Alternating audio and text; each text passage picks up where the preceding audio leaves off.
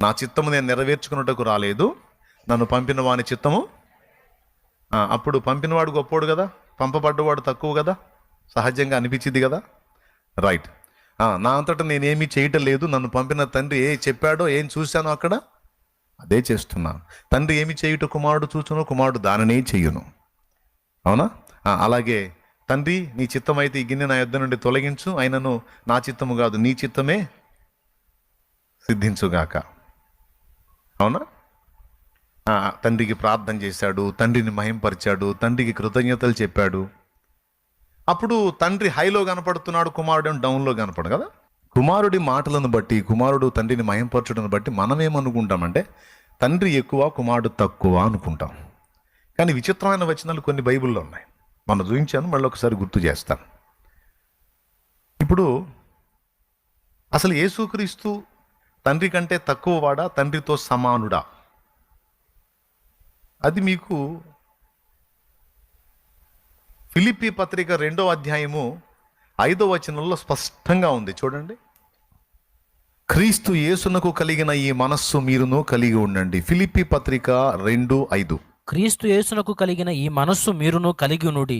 ఆయన దేవుని స్వరూపము కలిగిన వాడయుండి. నంబర్ 1, దేవుని స్వరూపం కలిగిన వాడు. దేవునితో సమానముగా ఉండుట విడిచిపెట్టకూడని భాగ్యం. నంబర్ 2, దేవునితో సమానుడు. అయిపోయింది. ఏమన్నా అర్థమైందా మీకు నేను చెప్పింది? లేఖనం ఏం చెబుతుంది? ఆయన దేవుని స్వరూపం కలిగిన వాడు ఒకటి, రెండవది దేవునితో, తండ్రితో. ఇప్పుడు మనం ఒకరిని హెచ్చించి ఒకరిని తృణీకరించవచ్చా? చేయకూడదు కదా. తండ్రికి ఏ మహిమని ఇచ్చామో కుమారుడైన క్రీస్తు కూడా అదే మహిమను మనం గణపరచాలి. తండ్రి పట్ల మంచి అభిప్రాయం, కుమారుడు పట్ల తృణీకారపు అభిప్రాయం అనేది ఉండకూడదు. ఓకేనా? 2 మాటలే కాదు, ఇంకో మాట కూడా, ఇంకా చాలా మాటలు ఉన్నాయి. అదే ఫిలిప్పీ పత్రిక కిందికి వస్తే మీరు 8, 9 వచనాల దగ్గరికి వచ్చేటప్పటికి, ఆయన ఆకారమందు మనుషుడుగా కనబడి శిలువ మరణము పొందినంతగా తన్ను తాను తగ్గించుకున్నవాడై విధేయత చూపెను. మరణము పొందినంతగా అని అనగా శిలువ మరణము పొందినంతగా విధేయత చూపిన వాడై తన్ను తాను తగ్గించుకున్నందున తండ్రి ఏం చేశాడో తెలుసా? చదువు 9వ వచనం.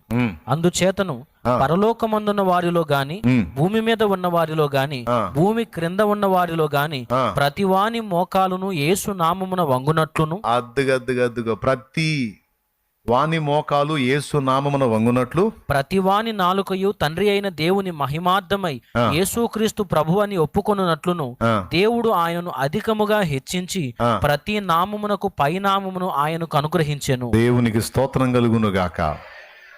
నామములు ఎన్నున్నాయో అన్ని నామముల కంటే పైనామం యేసయ్యకి ఇచ్చాడంట తండ్రి. దీన్ని బట్టి మీకేమర్థమవుతుంది? నంబర్ 1, యేసు దేవుని స్వరూపం కలిగిన వాడు. నంబర్ 2, దేవునితో సమానుడు. నంబర్ 3, శిలువ మరణం పొందినంతగా విధేయత చూపి తండ్రికి తన్ను తాను తగ్గించుకున్నందున ప్రతి నామమునకు పైనామము యేసుకే అనుగ్రహించబడింది.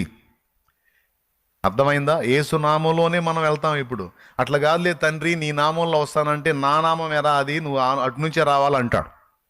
ఆయన ఎందుకులే నీకంటే తక్కువ క్యాడరు, నువ్వు పెద్దోడు కదా, నంబర్ 1 కదా, అందుకని నీ వైపు నుంచి వస్తానంటే, లేదు దారి ఆయనే అంటాడు. నేను ఆయన్నే హెచ్చించాను. తండ్రి ఎదుట కుమారుడు తన్ను తాను తగ్గించుకున్నందున కుమారుడు ఎదుట తండ్రి కూడా తన్ను తాను తగ్గించుకొని కుమారుడికి పైనామం ఇచ్చాడు. క్లియర్గా అర్థమైందా మీకు? కుమారుడు కూడా తండ్రిని మహిమపరిచినందున ఇప్పుడు తండ్రి తన్ను తాను తగ్గించుకొని కుమారుణ్ణి ఈ ఒక్కచోటే కాదు, ఈయన నా ప్రియ కుమారుడు, ఈయన యందు నేను.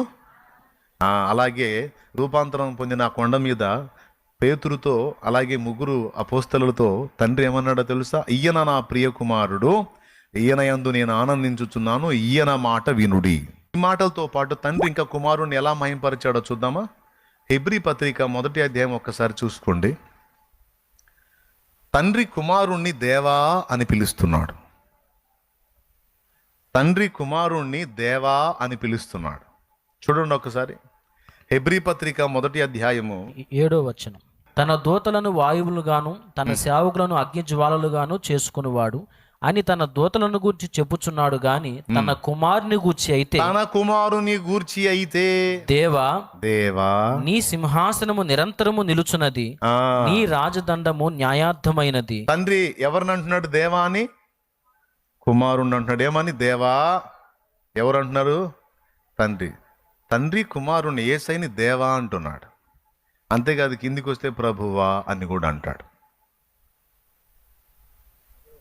మళ్ళీ కుమారుడు యెషయా గ్రంథం 48:12 ప్రభువగు యెహోవాయు ఆయన ఆత్మయు నన్ను పంపాను అంటాడు. కుమారుడేమో ఆయన్ని ప్రభు అంటాడు, తండ్రి ఏమో కుమారుణ్ణి ప్రభు అంటాడు. ఇప్పుడు ఎవడైనా కేటాయించవచ్చా వీళ్ళని? ఒకళ్ళని ఎత్తి ఒకళ్ళని తగ్గించవచ్చా?